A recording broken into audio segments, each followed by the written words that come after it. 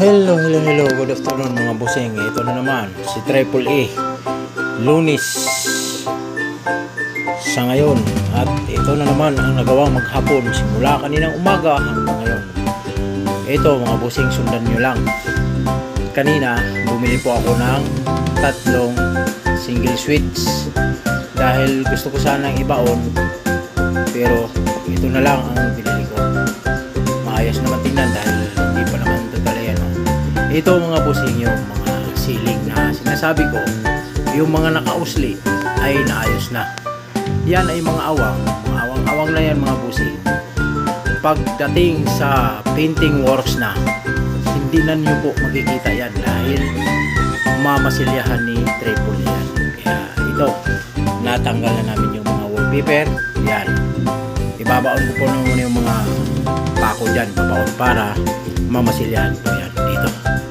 Yan mga busing, natapos ko na yung 3 switch, 2 sa labas, isa dito sa gitna.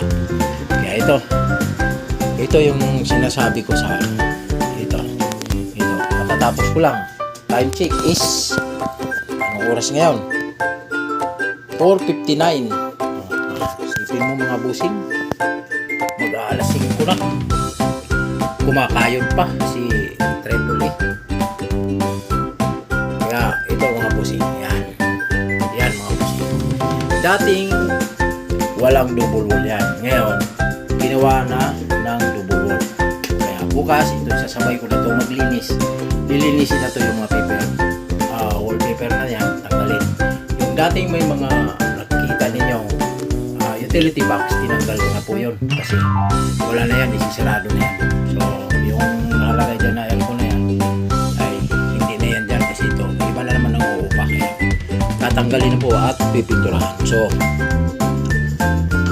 ito, for the record lang mga busing, dati wala itong double wall, kaya nilagay ko na yung double wall at in-expose ko na yung switch para dyan. So good job mga busing, at ito lang muna ang update. So bukas na naman ulit, Martes, ano na naman ang magagawa ni Triple A. Baka ito na naman ang titirahin ko. Yung dating pinto ay kunding na po yan, sisirado daw yan. So tanggalin ko yan, tanggalin ko din yung hamba at panibagong plywood para mag-flat siya at pipinturahan na. So ito na, kunti na lang mga busing. Dito mayroon pa ako i-rectify dahil dito ay nabungi na, hindi ko alam kung nasaan yung tiles dyan. So yun na lang.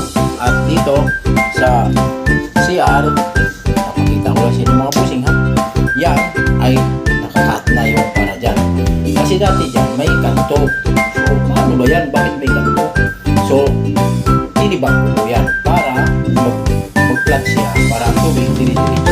Saka yan, yung sa lupuan ng bowl, pipinisin ko yan ni Triple A para maging maayos. At saka dito, kunti na lang. Dito dati ay bungi, ngayon natapala na. Yan mga busing, maayos na. Pintura na lang at saka masilya ang kailangan po dito. Kailangan masilyado to lahat. Lahat po nang nakikita nyo mga bungi-bungi na yan mga busing. Pagdating ng painting works ay mawawala na po yan lahat mga busing. Makikita nyo. Marami pa. Ito, ayusin ko pa to kasi masyadong nababa.